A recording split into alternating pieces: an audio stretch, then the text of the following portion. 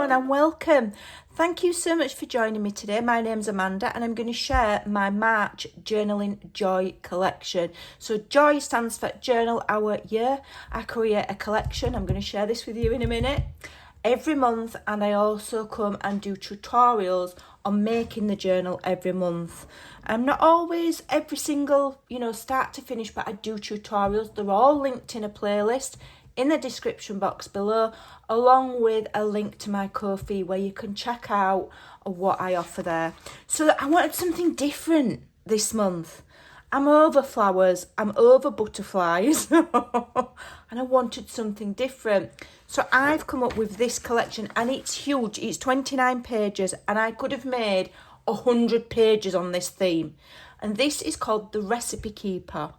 So it's kind of farmhouse, kind of retro, but it's very, very much about food.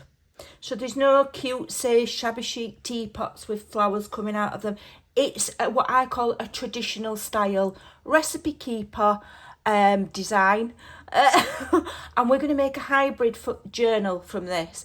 So what a hybrid is means it's a mash-up between a journal and like folio. So you've got loads of room to add your recipes, grandma's recipe, your favourite recipe. You can make these, pass them on to your children, almost like an heirloom piece. Or if you sell your journals and you do craft shows, this is going to be a winner, especially come Christmas. Get mass making these, because these are going to be a winner.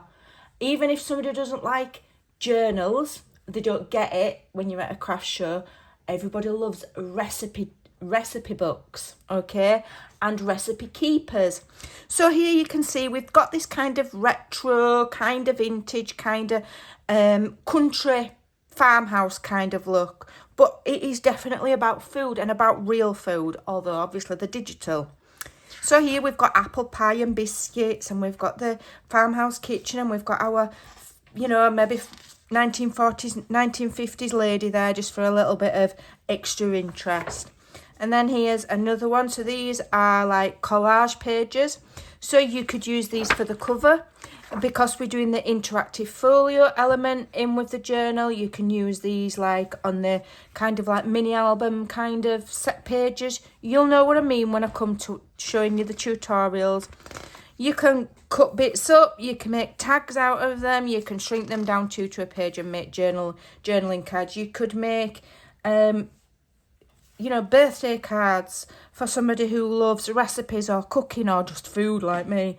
There's so much you can do with it. There's lots of elements that you could actually fussy cut just like you would with scrapbooking paper, or use it as is. That would make a fantastic double spread page. You've got images on both sides, or a centerfold page. Stunning. And here's another, and we've got some vintage effect kind of faux recipes in the background there, and another couple of these lovely ladies holding the cakes that they've made with perfection. And we've got a slightly vintage and very, very faintly grungy border. I don't do deep grunge, but, distressed. We'll say distressed, not grunge. And then here's another one, and I've tried to keep the colours vibrant. It's got a hint of vintage, but you can still see the vibrant reds and beautiful, and the blues. And then we've got these teaspoons running around and a little bit of a distressed edge. And I just think that's a really lovely page. Again, that would be beautiful for a cover, okay, on the cover of your thing. Perfect for mini album making, card making. You use it as a page. You can cut it up into tags. There's heaps of use for it. And then here's another one, and this one's all about cherries, and these are the only flowers in the entire collection. And I added them because they're my favourite, one of my favourites, cherry blossoms. So there we've got all cherries. But as you can see, when that's folded, it's going to be a beautiful, beautiful journal page, okay, or whatever you want to use them for. These collections are, instead of buying expensive scrapbooking paper, you don't have to make journals out of them. You can use these for anything, okay. They're very versatile. There's another background one with the recipe books again. So every page is different. Some have got, some elements are repeated, but every page is different. So you're going to get a different page if you add all these together in a journal, every page is going to be different. Okay, then here's another one, and we've got our kitchen conversion there, dry measurements, liquid measurements. So if you're doing a recipe book, it's going to be like so. Okay, or you could print them to a page and make journaling cards out of them and slip that in a pocket. Absolutely love it. I think it's brilliant. And then that one's cooking temperatures. Brilliant. I think it's really cool. I can't wait to make mine.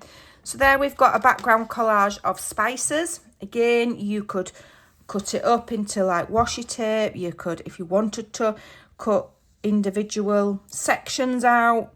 You could cut it into quarters, make pockets, make tags, all sorts of things. And then there's just a scripted background with like recipes. So again, that's great for ripping up, layering, use it as it is, background for tags, journaling cards, absolutely all sorts, backgrounds for card making, lots of uses. Then here we've got some defined split journal pages. Some people love them, some people aren't so keen, but I like them. I think it's really nice because then when you've chopped your borders off and you've folded it in half, you've got this pattern running right down the edge where you folded it as well. It gives it more of an authentic journal feel, and then you've got all this writing space in between, and here we've got bread baskets. And then this one is kind of like a nod to Italian food, because I love anything to do with pasta, love meatballs, love olives and tomatoes. So I love this. I love it. I love all food, to be honest. But yeah, I really do enjoy Italian and Mexican are my favourite kinds of foods. So there you go. You've got some ravioli there and some meatballs, because we don't just want everything to be cutesy with, cupcakes and baking, and, if it's a recipe book, you want actual food in it. Okay, so that's what I've tried to do, so that it's not all just, ice cream sundaes and pink cupcakes. All right, and that's why this is such a brilliant collection. Then I've done we've got the gingham there, the Country House gingham, and that's a blank journaling page. And then I've done it in the lime green, which just adds a pop of colour. It's beautiful. And then we've got the it's orange. It's quite a soft orange, but it's really pretty against the lime. So you've got the 3 different kinds. So you mix and match that, mingle them about. And these are great. You can print on the back, turn them over, print it again on the back. Perfect. Then we've got our patterns. So I've given you the same orange and the lime and the country farmhouse style one, which is kind of a distressed watercolour effect one. So you've got 3 different patterns there to make your clusters with, make your pockets with, all your decorative elements, layering, backgrounds, card making. They're just beautiful, beautiful, beautiful, beautiful. Okay, now we're getting on to the embellishments, and this is where I went a bit mental. I went a little bit crazy, because, it's the decoration that can make or break a journal. And, I did say this year we're going to be doing lots of detail in our journals. Last year, all my tutorials were based around techniques of building journals, and we kept them plain. This year, it's going to be all about the decorating. So we're going to be adding more detail. That means you're going to need more embellishments. So you've got them. So we've got 2 recipe cards there. Okay, they are kind of like journaling card size. So they're a nice size. They'll fit in your journal when if you imagine that's your journal. It'll fit, or you can put it that way in a pocket. So we've got those 2, and then we have got some cupcakes with fruit. These are mirror image, so you can cut them out and stick them back to back, and they will be the same. And I like to make paper clips with those. So if you imagine you cut this out, you cut that out, you glue them together on the back just in half, and then it will slide on a page. I've done them before. We've got some spoons there, mirror image. We've got some aprons there, mirror image, and that's just there to fill the page up because I don't like leaving you with blank space. So those are gorgeous, absolutely gorgeous. And don't forget, anything that you want smaller, just print two to a page and you'll get them smaller. I make all of the embellishments quite large. I like them large. I want them to be a focal point. I don't want them to be teeny tiny and get lost on the page. But the other benefit is that because I make them large, if you then print them two to a page, you know, they're just going to be half that size. So they're still going to be a usable size if you want to add them to smaller things like, I don't know, clusters or adding them to whatever. Two to a page. Makes your collections more versatile. So here we've got some of the lovely ladies. The 40s, 50s kind of retro feel. So you can fussy cut those and use those ladies if you like. And then these are just here to fill the space up. Okay. Then we've got a massive page of words. Okay, now these are specific for this collection. I am going to be bringing out what I'm going to call a word soup collection before the end of March for all of my members as an extra. This is not that, this is for this specific collection. So we've got secret recipe, food is a love language. We've got the word recipe several times so you can put them on things like tabs, maybe if you make tabs or whatever. Life is short, eat dessert first, grandma's recipe, savour the flavour, food for the soul, journal keeper, gratitude, family, love, all of those things, create from the heart. Homemade with love. Then we've got dessert, soups, main starters, pickles, preserves, home baking and medicinal, family favourite and the cook rules. So you've got lots of words there, okay? Obviously these longer ones, you can always cut them up and stagger them on a page or a tag. Use your imagination. I do them with quite a large black frame around them so that you've got the ability to go in with something like a word window punch, or you know, it's easier for you to trim if this black's bigger. You don't have to have them that fat, you can trim them shorter, okay? Then we've got some plain recipe cards, so you can print these over and over and over again.